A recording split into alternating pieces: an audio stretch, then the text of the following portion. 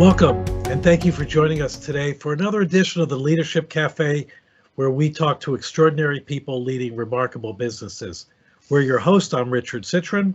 And I'm Michael Couch, and as always, we like to make sure we recognize VACO, who is the sponsor of the Leadership Cafe. VACO is a global talent solutions business that is. We're pleased for their support, and you ought to check out all the great things that they do, and the other information on leadership and talent at their website, vaco.com. We really appreciate their support of the cafe. Today's special guest is a longtime colleague, Dan Denison, who is the founder and chairman of Denison Consulting. And even though he's a Michigan fan, we're glad to have him. We're glad to have him on the show today. Welcome, Dan. It's great to be here. Thanks, Michael. Thanks, Richard. Good to have a chance to chat and to contribute to your Leadership Cafe. Thanks. Yeah, so why don't you start off by telling folks about your career, your leadership journey, in a sense. So they have some exciting and different things on your resume, and then we'll talk more about Denison Consulting and some of the cultural research that you guys have gotten into. Well, I'll save you the whole, life story here that builds a leader, because that's what it is. We sort of are, what we are based on our experiences, and that's really important to try to understand and to build on. But, in thinking about your questions, just made me aware of how fairly early in my career, I was in the middle of some pretty disruptive events. And, one of them was I was in the University of Michigan Institute for Social Research when I first started out. And the center I was in was, famous place, but that doesn't keep you going, for the future. And the particular center I was in was just like falling apart. There weren't really any leaders there. And I was kind of a young pup, and you're sort of looking around and saying, I don't know. But far enough along in my career that you're very invested in having it be a success and not quite ready to leave. But, you learn to kind of read the signs of the situation and the context you're in and say, wow, where's my stable base in this? And, eventually that was great, because that, after, going out and interviewing for new jobs, different places around the world, ended up just moving across town to the University of Michigan Business School. And so that's where I kind of started the career. And, several other disruptions, I often, joke and tell a story about our office in Ann Arbor, Michigan, and how I signed the lease on that office the Friday before September 11th, and then got back on the plane to go back to IMD, IMD Business Schools in Lausanne, Switzerland, and I spent over 15 years on the faculty there doing executive programs, and then got back there and Tuesday afternoon just watched the World Trade Center crumble over and over again on TV, which was also my 50th birthday. Wow. That week, and had just signed a lease for I remember it well, $180,000 over 3 years. Not exactly pocket change, where you say, well, gee, what happens if this doesn't work?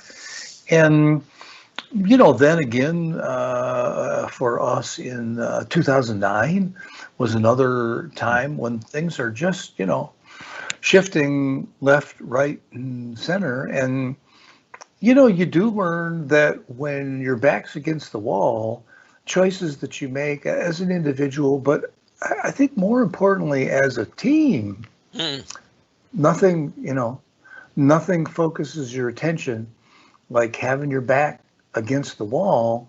And you can say, oh, God, I really don't like this. And yeah, that makes sense. But so what? It's how you react to this, how you kind of embrace this big fuzzy ball of chaos that just landed in your lap, and you try to see what are some of the things here that I can see a future in this, and I want to make it happen. And Yeah. just about a year ago, as we were saying, no, we were in a team meeting, we were in a town hall meeting, and I kind of just blurted out, should we really be here? And then we had a good chat and decided, no, we shouldn't be here. And so then it's like, okay, well, what's it going to take to successfully run a consulting firm through this transition? And you go, wow, you know what? We can't go to the airport anymore. I mean, no, like, executive offsite meetings, no face-to-face coaching. And so it's like, well, how do we reinvent everything we do, start to finish, so that it all works fine online? And we had several clients that said, yeah, this is good. We need this. We appreciate that you're taking this approach to it, and let's go and let's learn and let's see what happens and what can we make out of it. So I don't want you to get the feeling from this little autobiography that I'm kind of an accident looking for a place to happen. But it has really shaped my thinking, and made me aware that I'm curious about complexity. Yes. I'm like, upheaval makes me pay real close attention and think a lot and realize that strategy is all about choice. Yep. And so there's a lot of choices out here that I don't like, but which ones are we going to take? Because that's what it comes down to. Yeah, we just talked with a very enlightening CEO who's gotten to the point because of what she's learned, and she brought up 9/11 too, because their office building was close to 9/11, and they lost 11 members. But she said they do actually do hackathon kind of things where they put themselves in difficult problems, where they really want it to be a problem or an issue they never addressed before, or look for places that they can really do some scaling like they never did before. So intriguing, you had to, people recognizing that if you do this in a right, safe way, there can be also tons of innovation from it as well. So. Oh yeah, necessity's the mother of invention, as Frank Zappa. No, Frank Zappa didn't say that. He sort of ran from the mothers of invention, but absolutely. Yeah. And you can get, and I do notice that. There's some development and there's some self-awareness, and that, what's the coffee cup stay calm and carry on. Right. Good advice, because, if you need to, lose your mind in frustration, do it by yourself. There's, get on the bike, or go for a long walk, work it out, and sort of deal with yourself as a physical entity that occasionally has some ideas pop out from between their ears, and then realize that, boy, one of the biggest obligations you got going is to come back and be supportive, be a source of security as much as you can, but especially when there's not a lot of security to be had. Present yourself as someone who's thinking it through, coping with it, wants to win with the team. Great. And I always try to be very empathetic with, everybody else's anxiety, but not, not to kind of telecast too much of my own, even though my need for a good friend at work or someplace else, or a colleague where you can kind of be cathartic and say, oh my God, what am I going to do now? That's fundamental. Yeah, you need that community. Yeah. It builds a lot of energy. It builds a lot of sense of what you can can do, but that's not always what the members of your team need. Yeah. Yeah.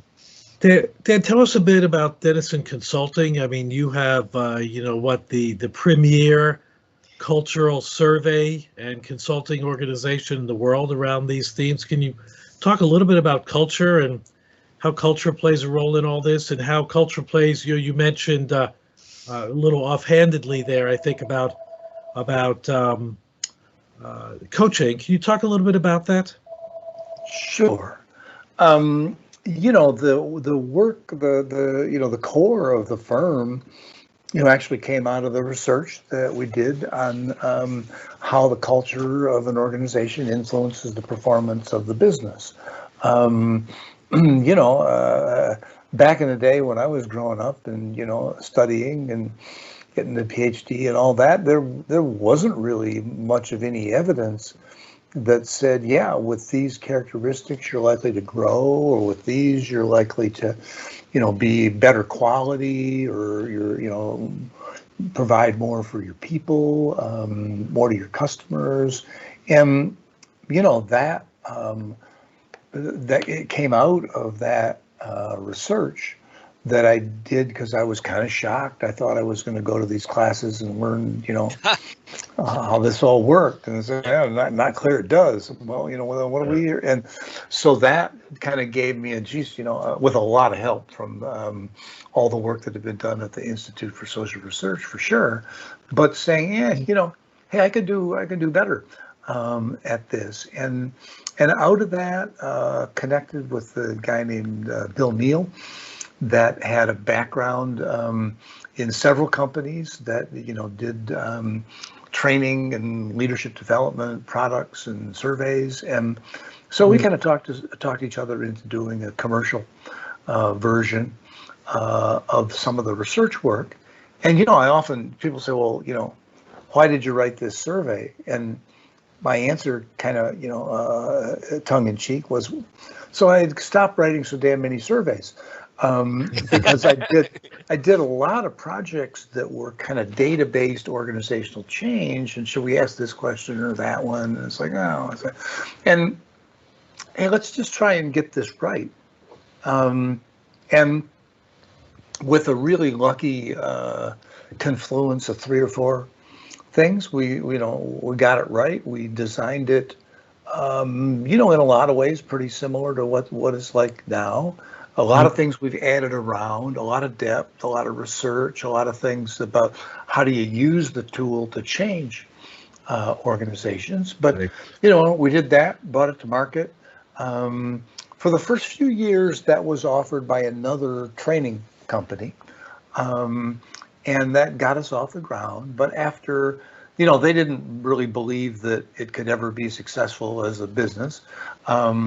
And they thought that, they should stop, paying us, because of that. And we kind of didn't think that was such a good, there's another disruption. Right. We kind of said, that doesn't sound so good to me. And so then we established our own firm in 1998 to manage that, and have been, going strong ever since. Wow. Yeah, so we've heard very consistently from the 40 or 50 C-suite executives and entrepreneurs that we've talked to that culture makes a difference, from their, just from their perspective or their feeling. But then they also said, several have said, if we didn't have the culture we had, we would have never been able to handle 2020. You bet. Are you seeing the same kind of thing, from the data and from the analytical work you've been doing? Yeah, Michael. One of the other reactions, as you guys well know, to what was going on a year ago, was what can we do? How can we contribute to this? Because I said, well, if we're doing something that's supportive to the people that have been our clients, somehow we're going to be making a mark that will count. And so we did 40 or 50 pro bono projects with clients and other organizations that we hadn't even really worked with, and figured, well, if we do this right, we do this well, something good is going to come about it. And not too much more evidence than that, Yeah. Yep. but a lot of conviction. And, so the interesting thing we found after we'd done a bunch of these projects, we started looking at, well, what's the link between the resilience that the organization had to the pandemic and the culture that they had before the pandemic. And, we didn't have a huge amount of data, but it was real clear that the organizations that had a strong culture could do much more and could have much more impact from that than the ones that didn't.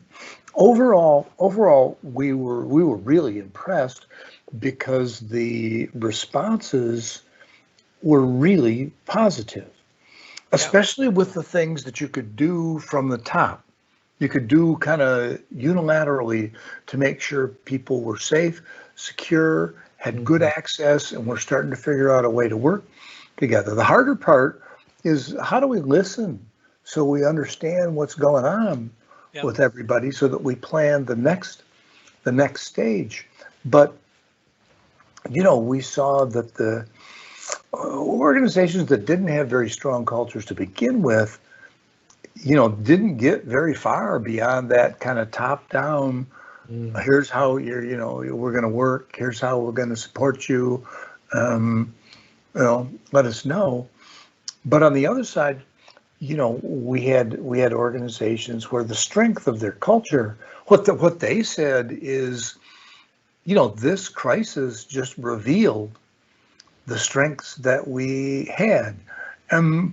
Maybe it even made us much more conscious of how important those were. And the collaboration that we've had with you guys with Sheets is a terrific example of this, because they started talking about the culture bank, and Stephanie D'Oliveira was on a panel with me with a kind of Silicon Valley group, the C-Sharp, the Consortium of Strategic Human Resource Professionals, and she said, we started thinking about the culture bank that we've created, the investments that we've made in the people and the organization, and that's a source of resilience.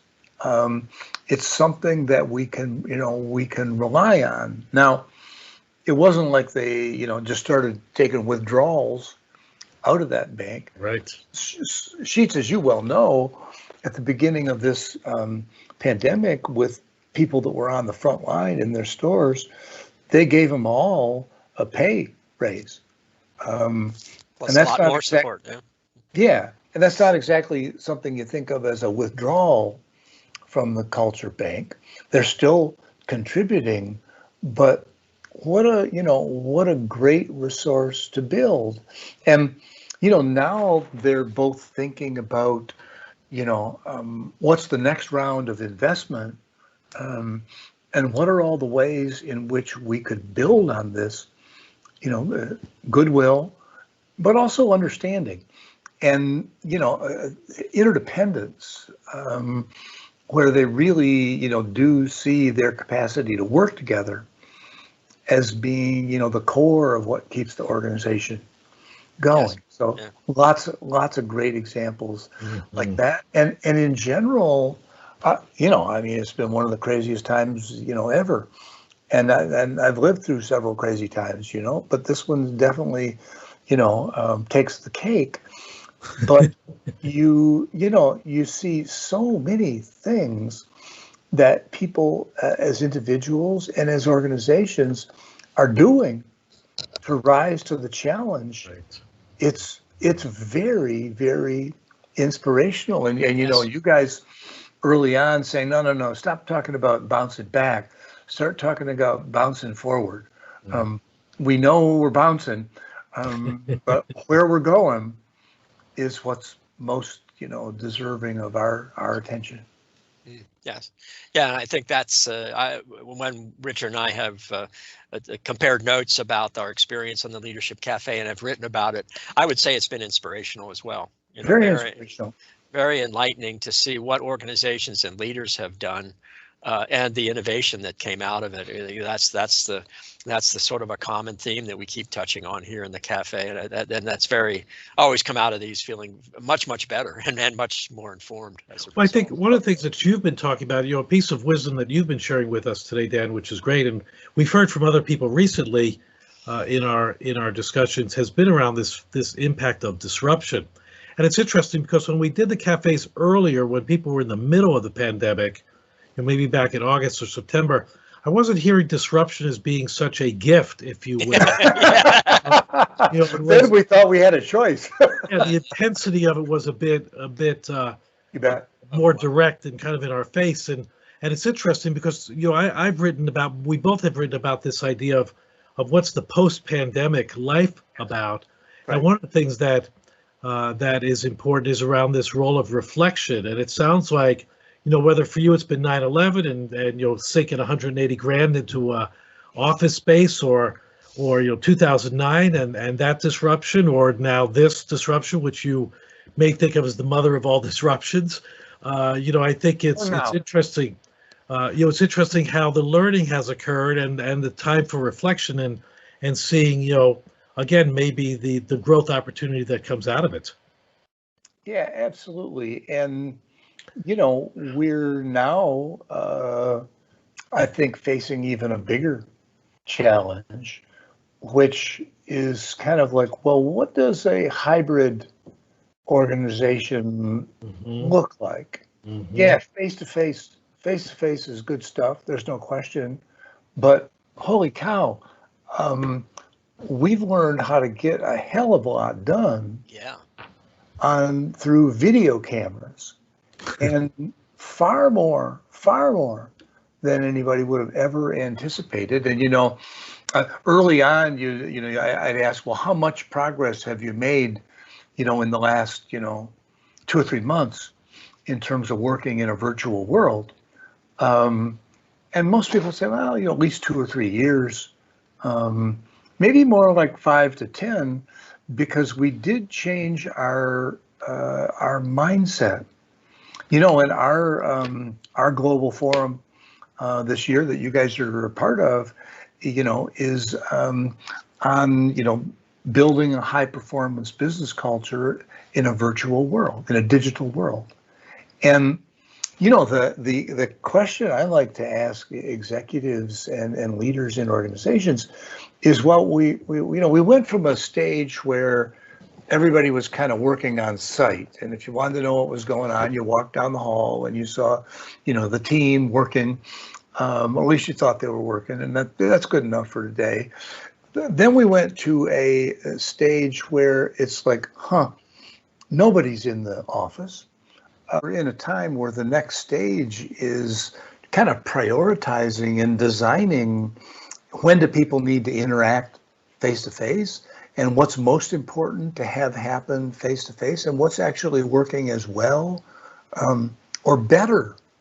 I love it that you can do meetings all over the world all day long, every day. Sometimes it gets a little tiring, but the potential is huge. And that is an enormous gift to us because it's pushed us into the future.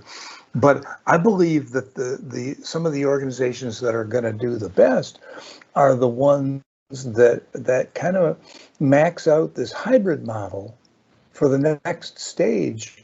Because organizations like Sheetz, where in the corporate headquarters, everybody's working remotely, but you can't do that in a store.